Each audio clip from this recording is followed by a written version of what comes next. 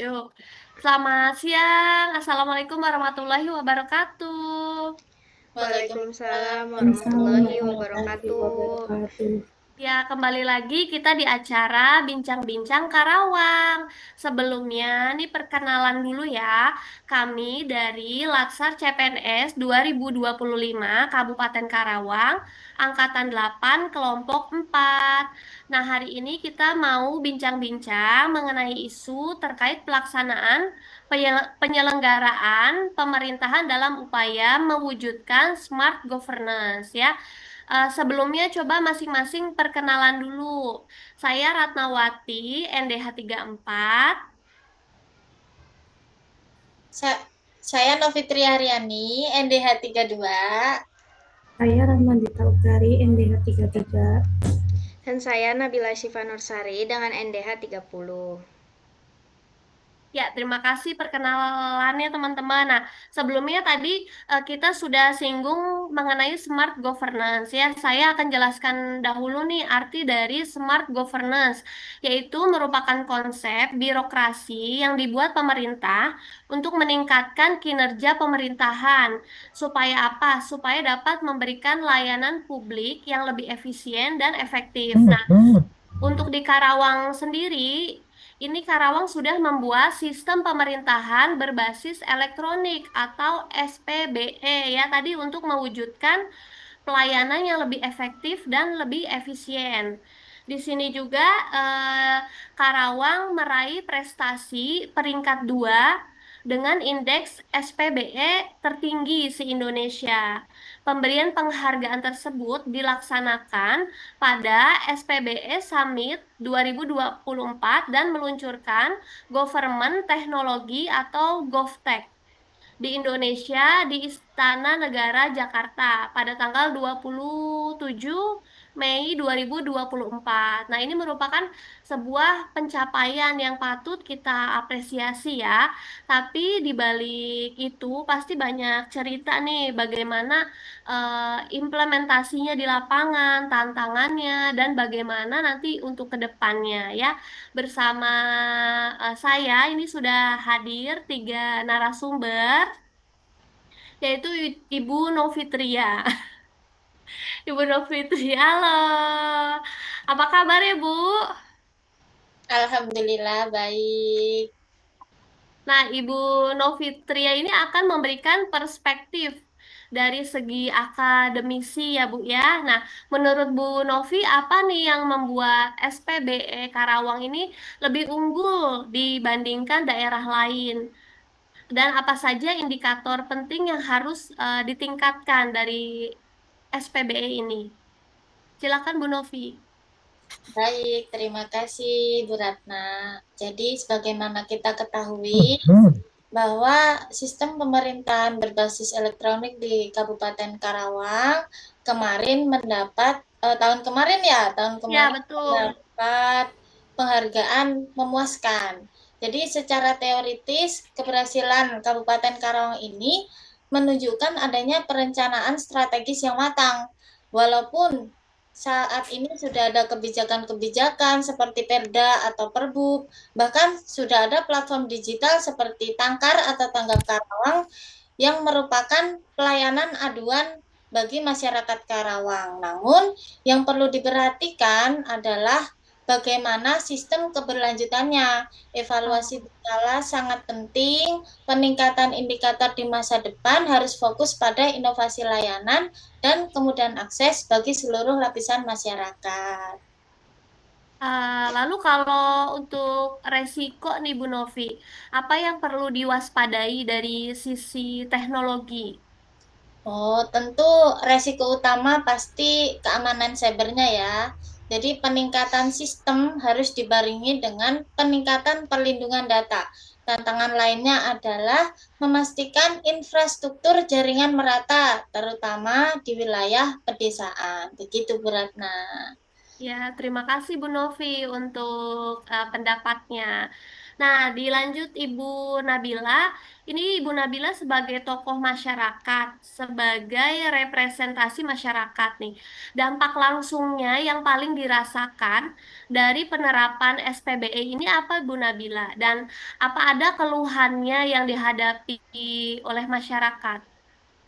Iya, baik. Terima kasih Bu Ratna. Mungkin kita ya dari sisi masyarakat merasakan kemudahan yang pastinya signifikan, terutama dalam pengurusan dokumen. Misalnya seperti perizinan usaha, itu ada di mall pelayanan publik gitu ya. Sekarang itu bisa secara digital. Prosesnya lebih cepat dan tidak berbelit gitu. Tidak membutuhkan waktu yang lama juga untuk proses antri gitu. Namun di sisi lain juga masih ada tantangan, terutama bagi masyarakat yang kurang paham gitu atau melek tentang teknologi atau tinggal di daerah yang dengan akses internetnya itu terbatas gitu atau di daerah terpencil itu kan biasanya internetnya masih susah ya dan belum Ya. merata gitu. Jadi harapan buat kedepannya itu semoga sosialisasi dan pendampingannya ini bisa lebih ditingkatkan lagi hingga ke daerah-daerah terpencil gitu. Oh ya, iya ya Bu ya, bisa dirasakan gitu sampai ke ada desa terpencil Iya. gitu. Nah, kalau dampaknya bagi UMKM Bu bagaimana? Mungkin bagi masyarakat yang UMKM itu sangat membantu proses perizinannya itu cepat gitu ya tadi prosesnya nggak lama nggak harus ngantri berjam-jam gitu ya karena kan zaman dulu itu sistemnya masih manual gitu harus datang ke kantor dan lain-lain tapi sekarang itu udah serba digital. Jadi pelaku UMKM itu bisa lebih fokus kepada pengembangan bisnisnya.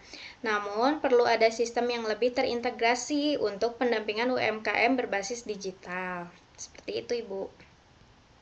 Baik, terima kasih Bu Nabila atas penjelasannya. Oke. Dan yang terakhir nih, perspektif dari Ibu Dita untuk segi keamanan cybernya nih Bu, kan banyak data nih yang terintegrasi. Nah, pasti keamanan ini menjadi sangat krusial ya Bu ya.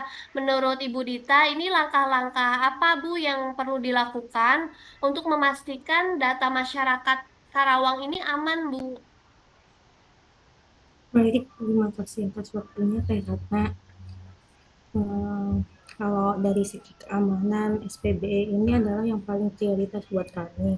Kami berkoordinasi dengan Diskominfo untuk melakukan audit keamanan secara berkala dan secara rutin.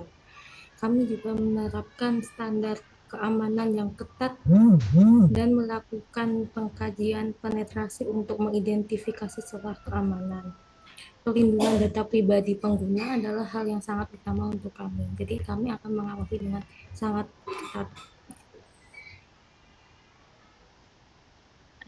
Nah, kalau untuk nasihat dari Ibu Dita untuk pengguna layanan supaya tetap aman saat bermain apa media sosial atau dunia digital itu apa Bu nasihatnya?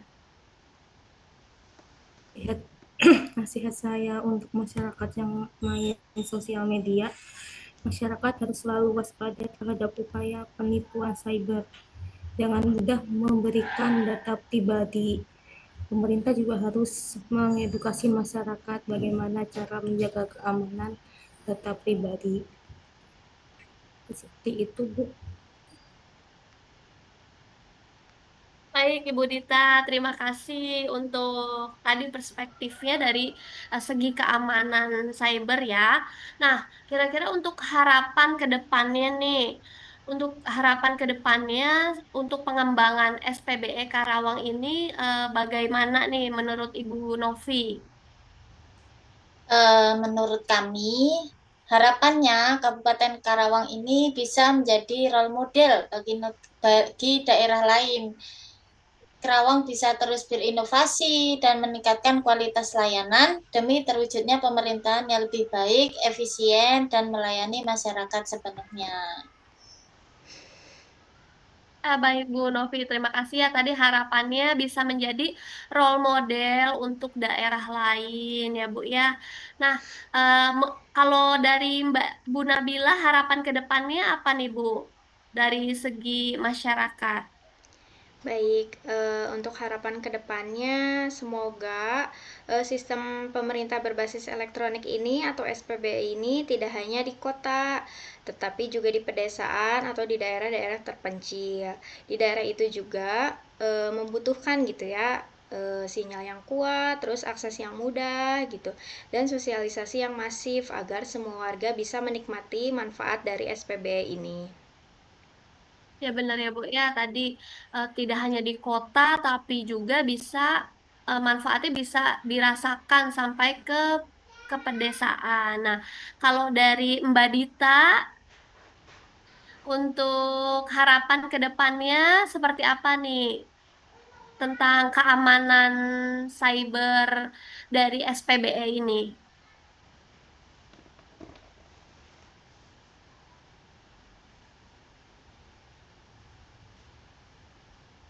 Mbak Dita belum ada suaranya.